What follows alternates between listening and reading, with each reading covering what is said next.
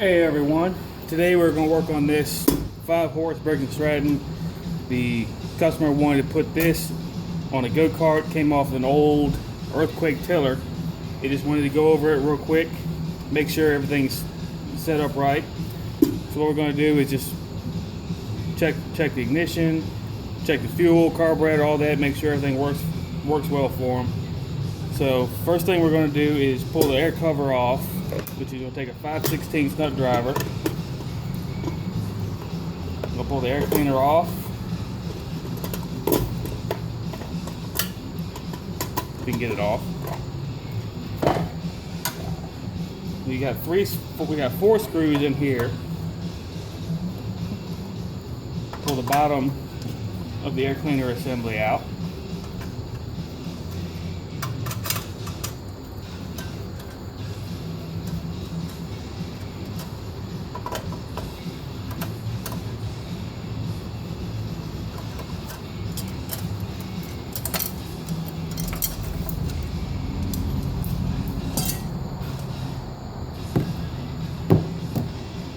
Now, to take the choke and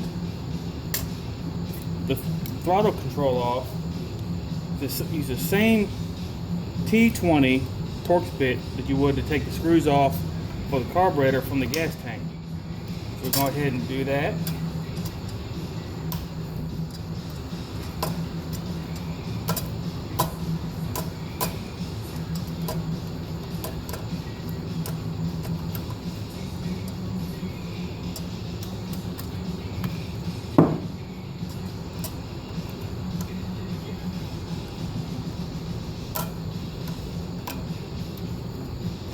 Now these engines were real popular for go-karts, and they were real popular for pretty much a lot of things, and they made them for countless years.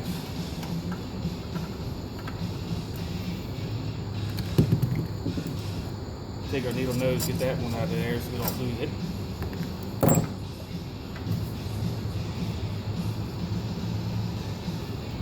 We should be good there. Take this out, and we got our kill wire attached to it. Pull that out, which just goes under that tab right there. Set that aside. We'll put that up there out of the way. What we got to do now is take the muffler off, which is going to take a 7/16.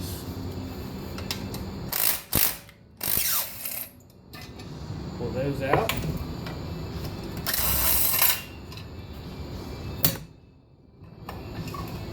The muffler comes right off.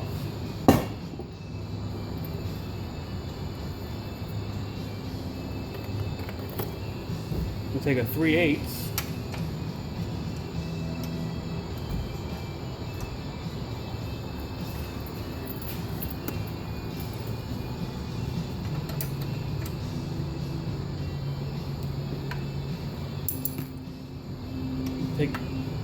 Take the nuts off for the carburetor, which we're going to use a T25 for that. They seem to be rounded off. So T25, a T30 might fit even better. So to take this carburetor off. Put that aside.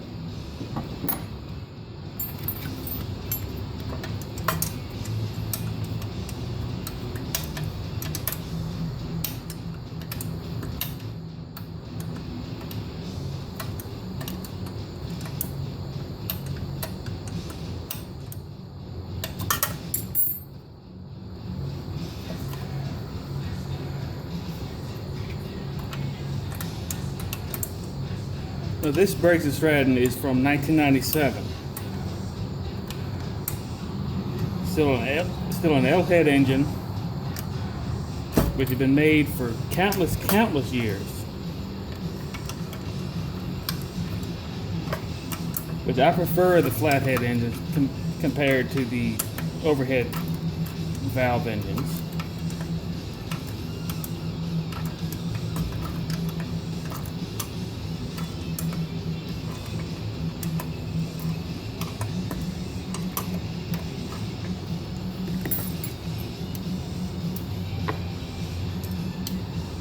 got one more screw in the carburetor right here. To the very top. We're going to get that all out. That goes straight through the carburetor into the tank. It's a lot longer screw.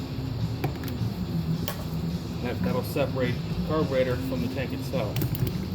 Then we can continue to take this screw out, the carburetor flange to the block.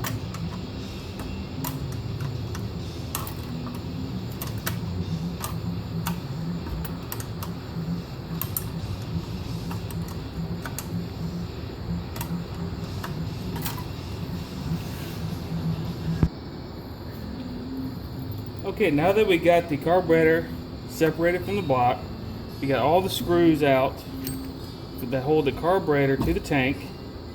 We've disconnected the throttle linkage, which is also connected to the governor down at the bottom of the block. We're going to pull the carburetor out. We're going to set that aside so we can clean that before we put it back in. Next, what we're going to do is we're going to pull the shroud off, which is 3/8 bolts. There's 4 of them, 2 down here at the bottom, 2 up here at the top.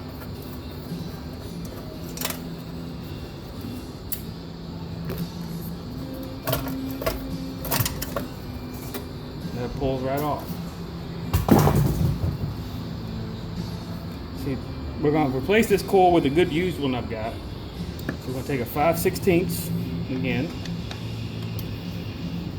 And we're going to pull take the bolts out.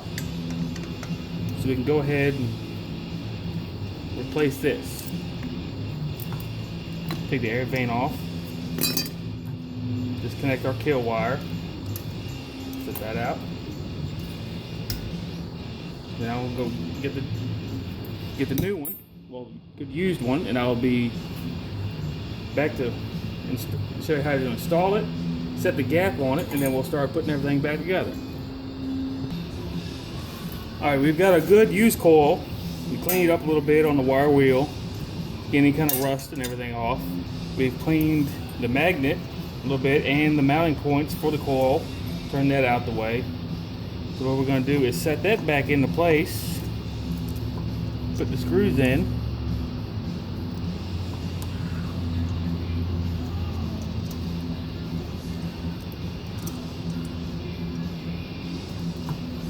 and these coils will say cylinder side or this side out, so you don't get them mixed up and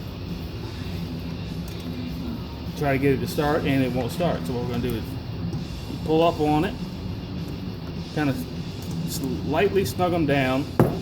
And Briggs and Stratton says most of these engines 10 to 14 thousandths air gap on the ignition coils. What we got is a 12 thousandths feeler gauge, where we're going to pull the magnet up, line it up with the 2 poles, slide our feeler gauge in there. We're going to loosen these up, and it'll suck it down to the magnet. And then you want to go ahead and snug it down.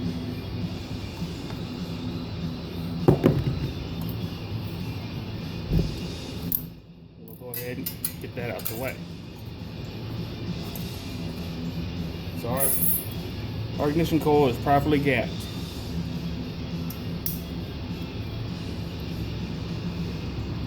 Now this carburetor was already cleaned. There's a brand new carburetor from AE Power Sports.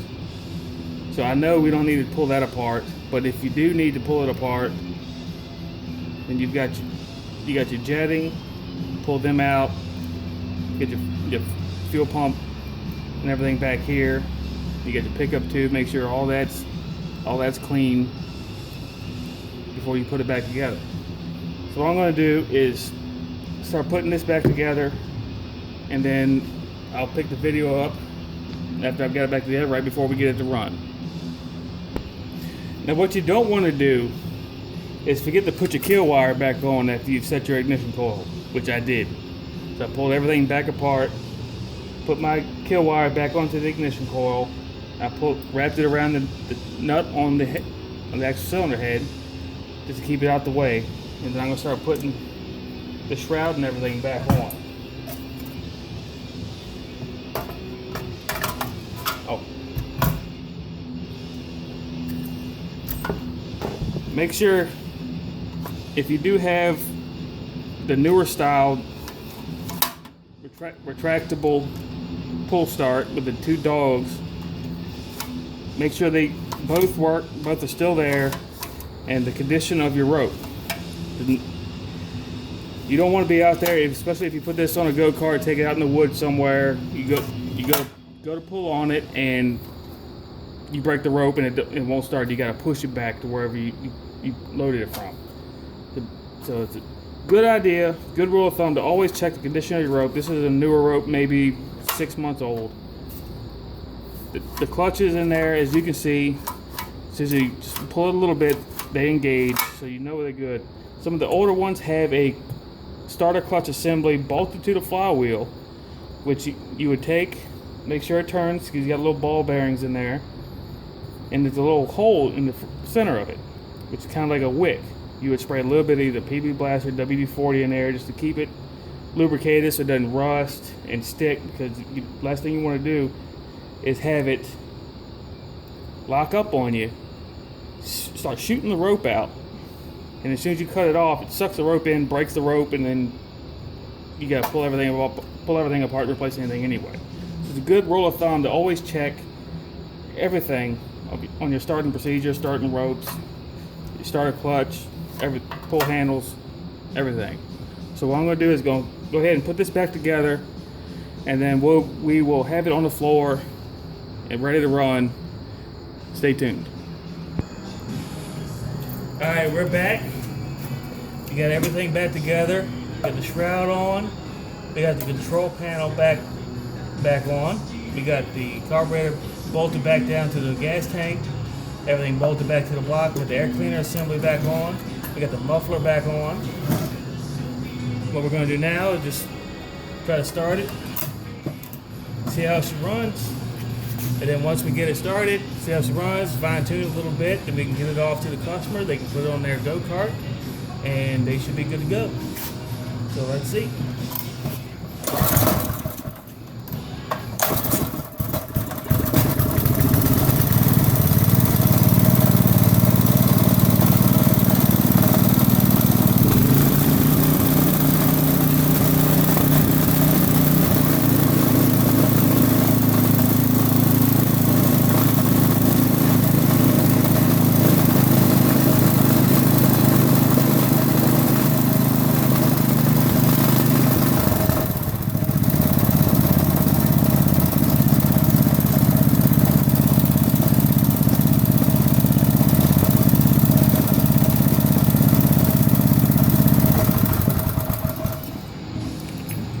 Runs pretty good. Needs a little bit of fine tuning, but we can do that once it's on the frame and out the door.